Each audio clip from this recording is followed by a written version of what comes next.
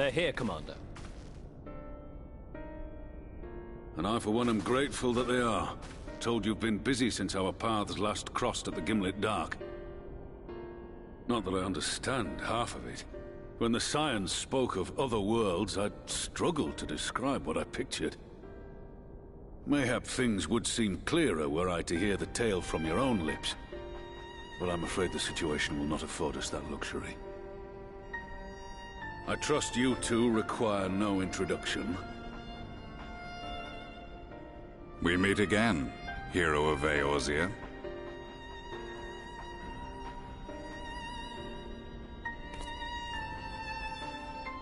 Must we repeat this ridiculous display? I pose no threat to you, though what I come to warn you of very well might. Had he meant to do us harm, I hazard he would have kept to the shadows, and brought more than 2 companions.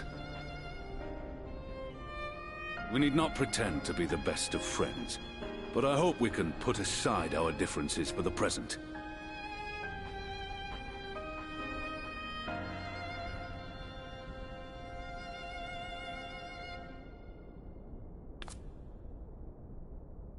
As you are doubtless aware, Sir Estinian and I cooperated to rid the world of Black Rose in your absence. Our journey together took us as far as the Imperial Palace, where we witnessed Emperor Varus meet his death at Xenos' hand. Being the sole witnesses to this crime, and in no position to defend our innocence, we were then forced to flee, each pursuing his own avenue of escape.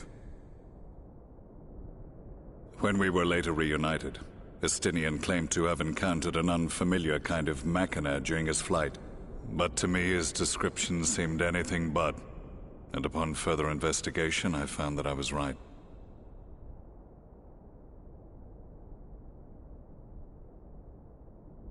The Empire is developing a new Ultima weapon.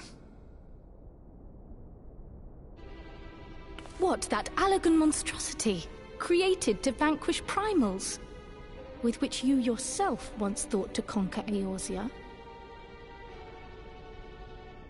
The same. In my foolishness, I sought to harness its power, and became the Ascian's pawn in so doing. But you know as well as I how that tale ended. The weapon itself, excavated from beneath this very city, was destroyed ere we could fully unravel its secrets, and that should have been the end of it. But unlikely as it sounds, the Empire's efforts to recreate it have somehow borne fruit, primarily through secret research conducted by the 7th Imperial Legion, it would seem. Wait, the 7th was all but annihilated at Cartano, along with its legatus. Indeed, few survived. The 7th, as it is now, has little in common with the Legion led by Vandarnus, and its leadership has changed hands several times since. Precisely how this project has continued despite such turmoil, and under whose auspices, remains a mystery. What we do know, however, is that a number of prototypes have been produced, and that one of them is on its way to Eorzea.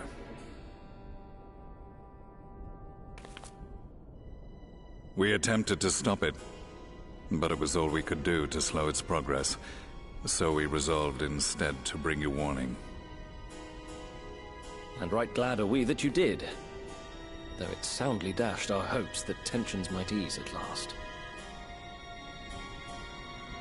As it is, we've begun to strengthen our presence in the Gimlet Dark, and are assembling a force to meet the coming threat. A force with you in its vanguard, I hope. Before you say anything, I know full well you have pressing concerns of your own.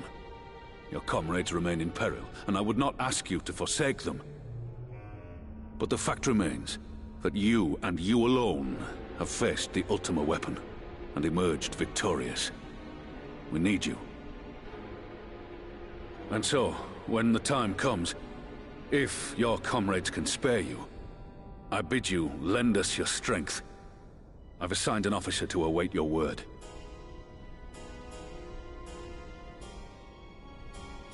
The Ascian's downfall was to be the work of my remaining days. But it was my hand that kindled these flames, and I cannot allow them to spread any further. I will do what I must to see this mistake consigned to history once and for all. Even if it means begging your aid. The Fates will enjoy the irony, even as I endure the ignominy.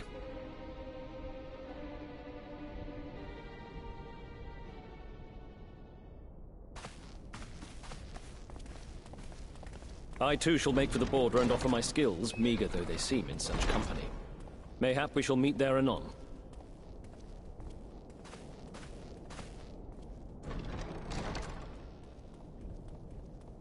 Though we can ill afford to ignore the coming of a new Ultima weapon, our friend's plight grows ever more precarious, and none save you can join them in the first.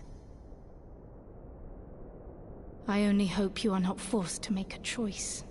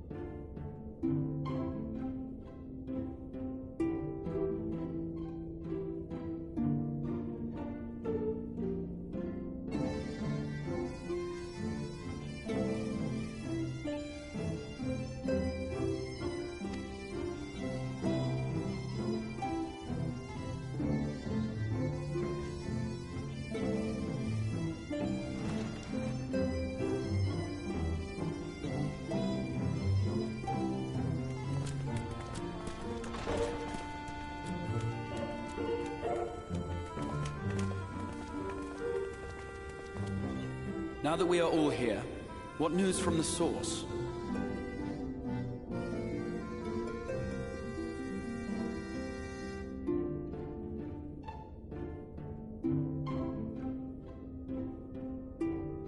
A new Ultima weapon. We must count ourselves lucky that Gaius has pledged his assistance. While this is indeed a worrying development, I think the state of the Empire as a whole greater grounds for concern. With the Emperor slain and Xenos returned, it is impossible to predict how matters will unfold in Garlemald. The Ultima weapon may be but the first of many unpleasant surprises. The situation beareth closer observation, of that there is no doubt, and doth compound our need to return unto the source.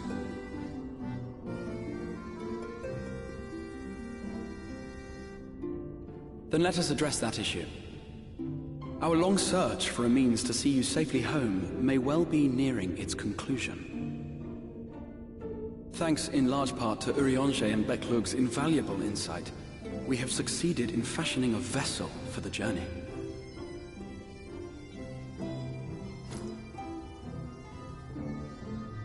We set out to create a crystalline container retaining the more useful properties of white aurosite, but without its regrettable limitations.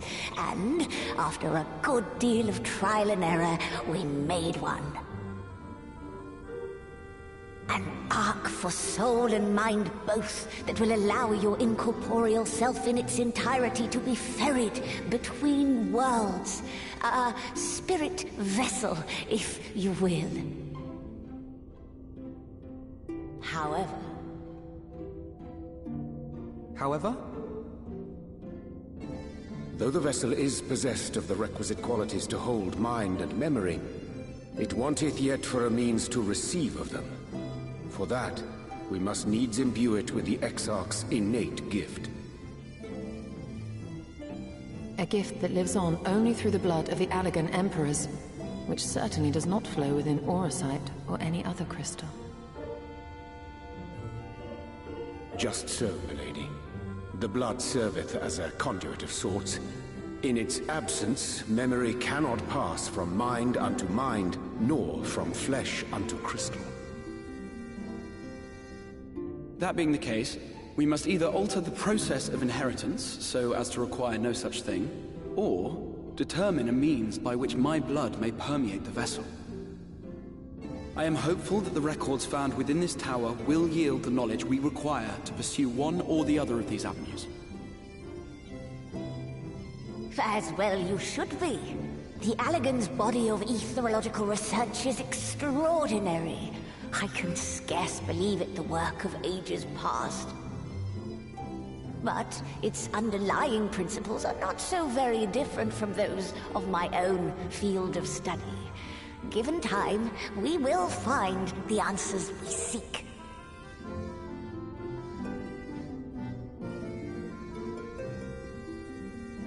I know that you can ill afford to wait, and it pains me that I must ask you to do so.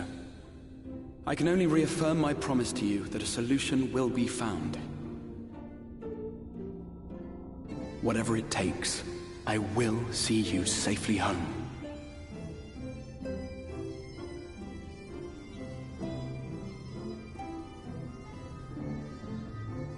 My apologies.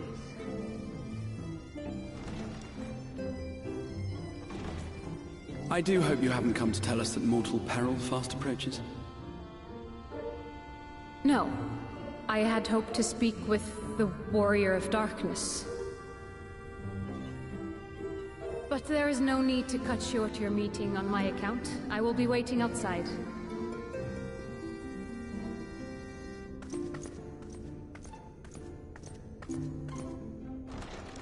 Why not speak in here? She knows I don't mind. Unless she didn't want to. Perhaps I might accompany you. Though I am woefully ill-qualified to assist in the Exarch's research, I may yet be of some use to Lena.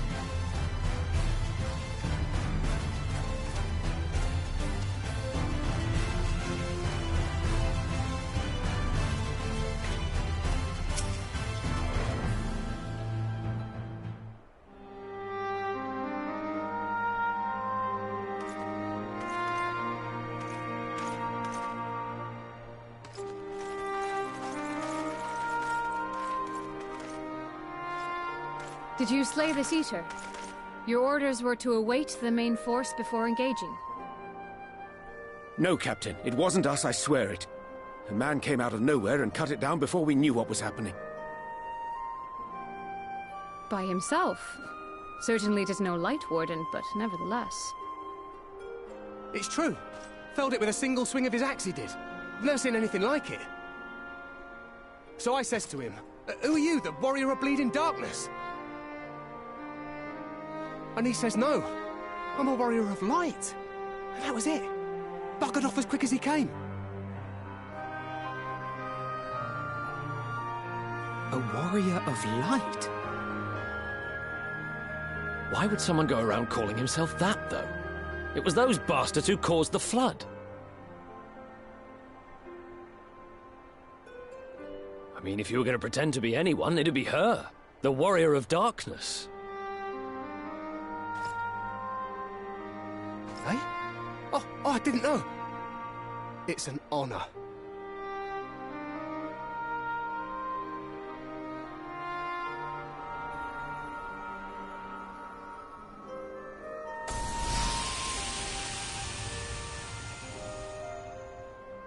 Since the Eater is no longer a threat, our work here is done. Return to your posts.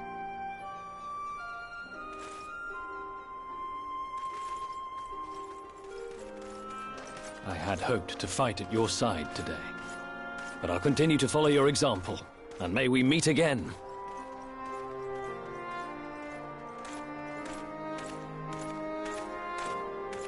I apologize for the wasted journey.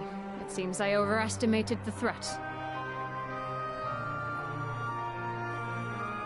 As for this warrior of light, I do not know who would be brazen enough to take that mantle for his own. Whatever it may once have meant, it is forever tainted by the association with the Flood. The Exarch told me the truth of Ardbert and his comrades' deeds, and I am aware they played some part in your own triumph. But to most, they are synonymous with the calamity that befell this world. Still, if this man is minded to destroy Sin Eaters, I may forgive him his unfortunate choice of alias. But that is neither here nor there. I thank you for accompanying me. With that concluded, shall we return to the Crystarium? There is a proposal I should like to make.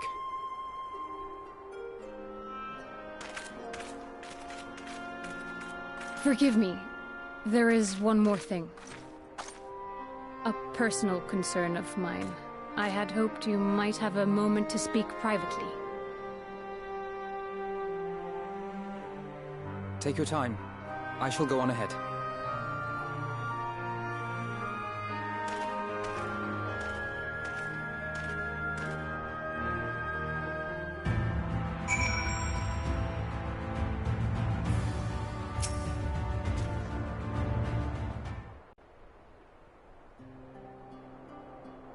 I will not mince words. This matter concerns the Exarch. Though his countenance belies his age, his demeanor never has. He has seen more than any man should and grown ever more weary with time. But I see I give the wrong impression. While it is true he attempted to open a letter with a salmon fillet the other evening, we are not here because I suspect his mind is deteriorating.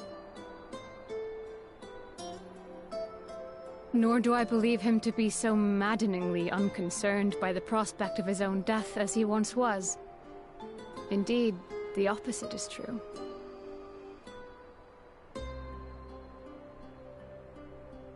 It is for this reason that I seek your advice. Since he returned from the Tempest, the Exarch is not as he was. He seems a different man. A younger man.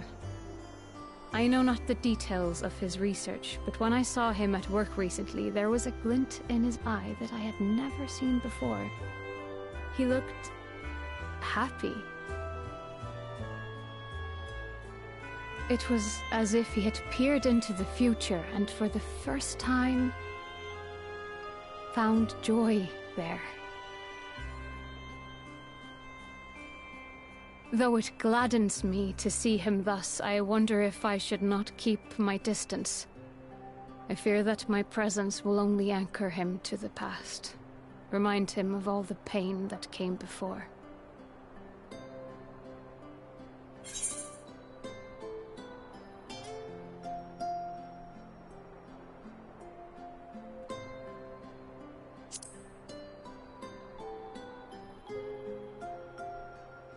Is that so?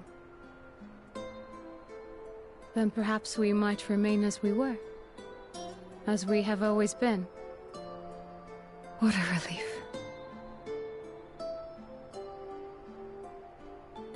In that case, I will have to speak with him about the amount of time he is spending at work. This research is important, I know, but if he refuses to consider his own health, I will have to consider it for him.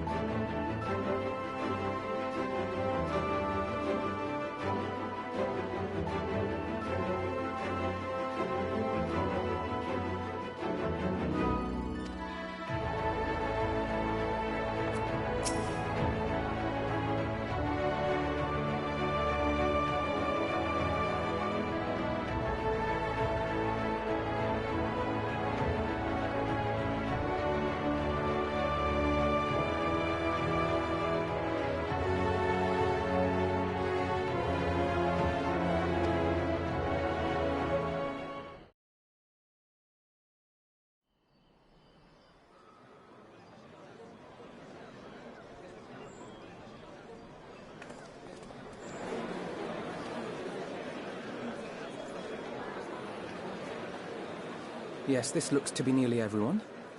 Let us begin, shall we? Though I am usually the first to hold forth at such events, I think on this occasion that honor should fall to you. They would be more inclined to take the word of the Warrior of Darkness. Indeed. In light of the subject matter, who better than thee to speak these truths?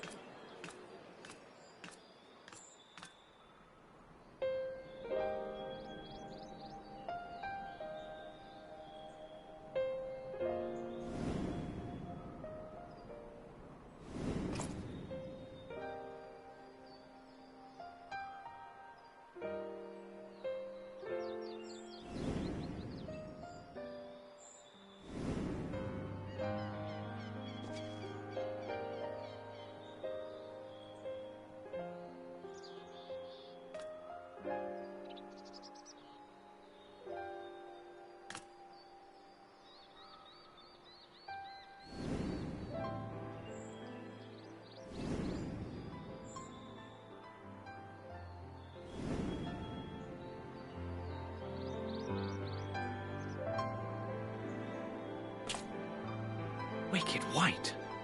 The Warriors of Light did all that? So they never...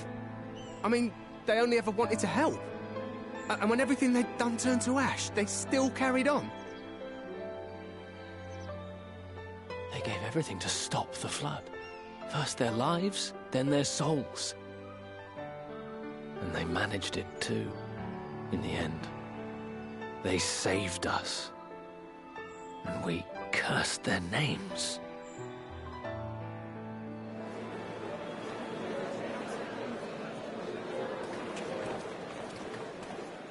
This should go a long way towards clearing the air.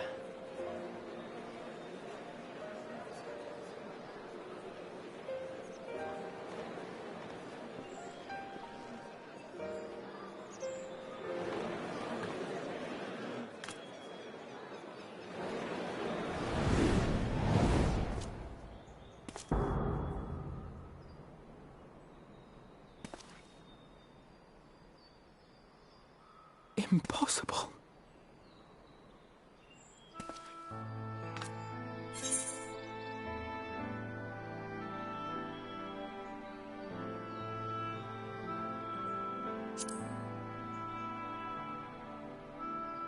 I definitely see something. You don't think it's a ghost, do you? Nay. Yonder standeth no bloodless apparition, but a warrior of light and darkness both. Ardbert. What in the world?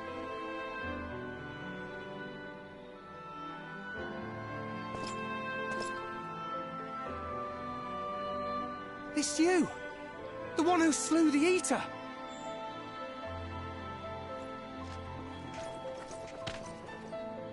That it should be the Warrior of Darkness who brought the truth to light. You've saved me a fair bit of time. Though I have a few words of my own to say, if I may.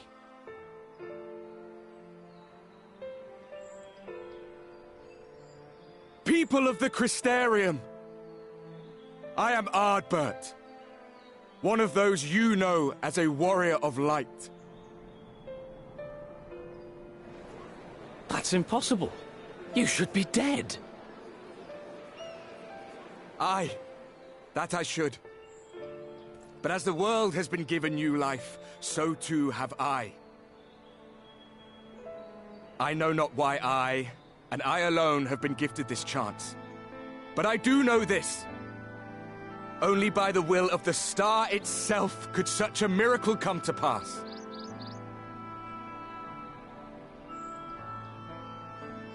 The hero who stands before you now, the Warrior of Darkness, is not of this world.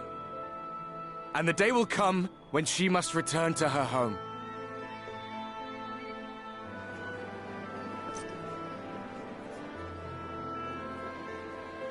But this land is our home. And if it is to remain so, now and forevermore, it is we who must protect it.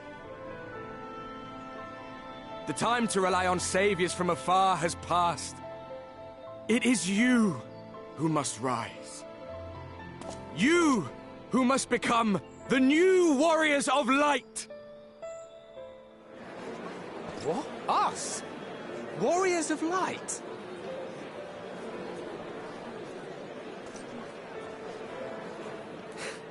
None of us were born heroes, my friend. I was only ever a man with a thirst for adventure. But wherever my journeys took me, I was invariably confronted with the same choice. To lend what aid I could to those in need, or not. And I always chose the former. Any one of you could do the same. All you need is the will to help your fellow man, and the resolve to see it through.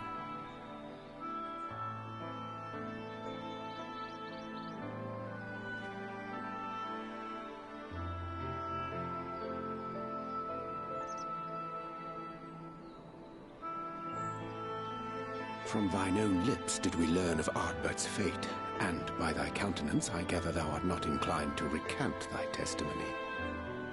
Yet whosoever this man may be, his words hold truth and resonate with the citizenry besides. For us to voice our doubts here and now would serve but to sow disquiet. 'Twere better we retired unto the ocular and there discuss this matter in private. Go. I will stay here and watch.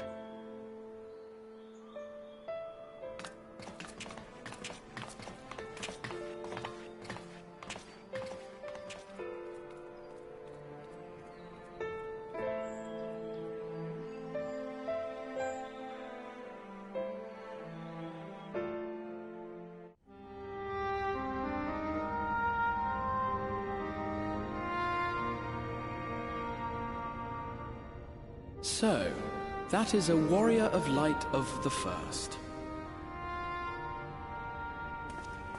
I've not had the pleasure of making his acquaintance, but as you all seem to be in agreement, I gather this is no simple case of mistaken identity.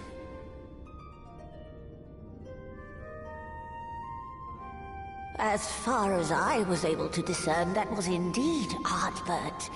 It has been a long time, but not that long. Could he truly have been resurrected as he claims?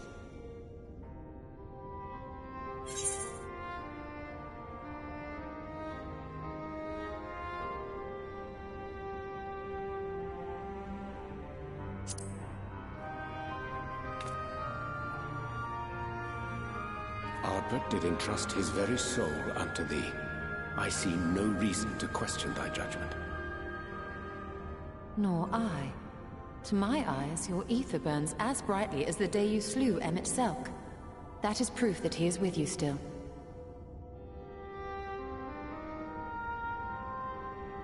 Yet that which standeth now before the people is far more than a passing imitation. I am reminded of the cardinal virtues, though a sin-eater he is not. Which leaveth but one plausible explanation.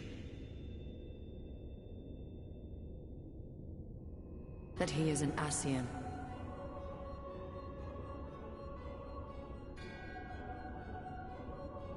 Given their fondness for posthumous possession, I would have to agree. From what I understand, the Warriors of Light were laid to rest in Yulmore by those whom they had aided in life. At the time, some few still remembered them as heroes. Needless to say, 4 of them were subsequently exhumed to serve as the Virtues. And if one knew where to look, Ardbert too would not have been difficult to find.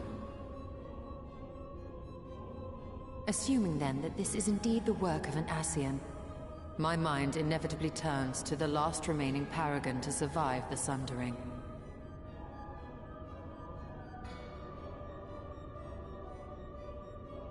Elidibus.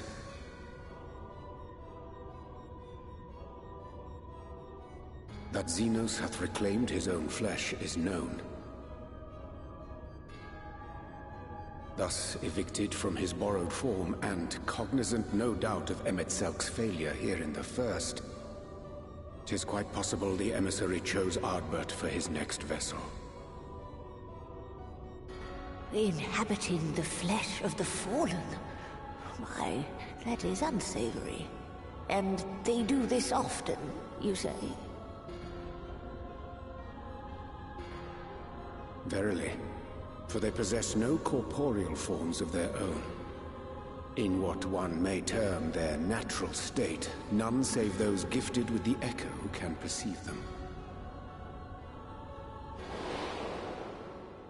Indeed, when Elidibus intruded upon the waking sands, his presence did go unmarked by all save Minfilia and the Warrior of Light.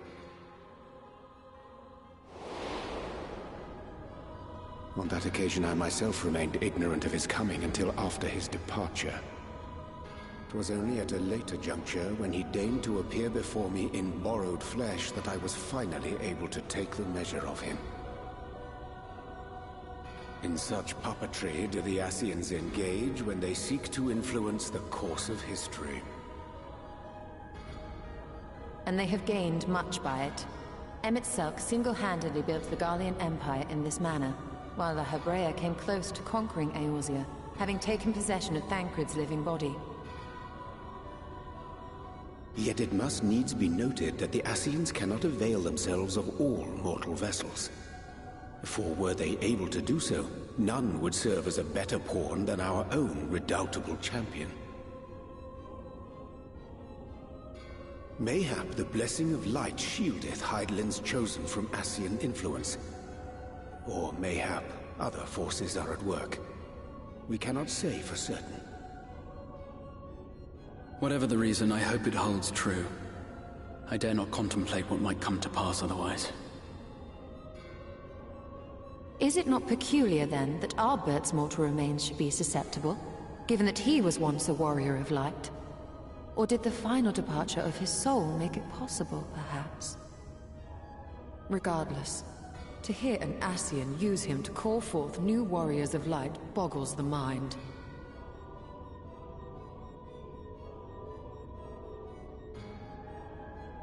Elidibus hath ever been an enigma, his ostensible purpose being to preserve the balance between light and dark. When he made overtures towards me, however, I was afforded a glimpse behind the mask of the self-appointed emissary.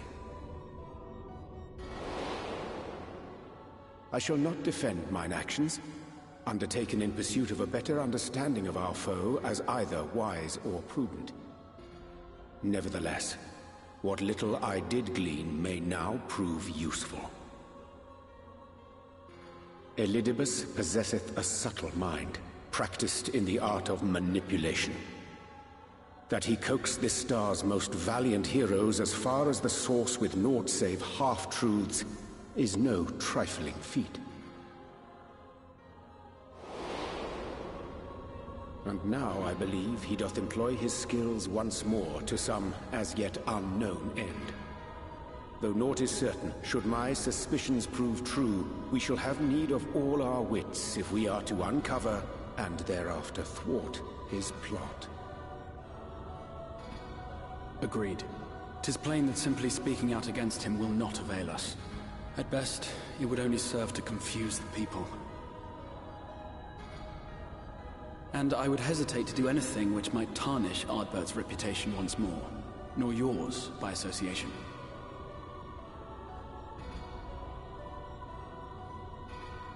That being the case, it may be wise to keep a covert eye on this Ardbert's movements, as we attempt to discern his purpose and how best to mitigate his influence.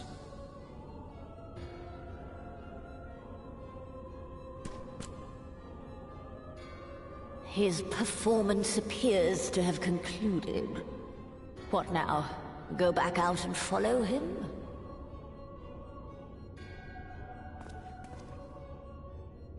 It would appear Master Alphino already hath pursuit in mind, and I suspect one pair of eyes shall better serve our cause than half a dozen. Let the rest of us maintain an inconspicuous distance, for the present at least.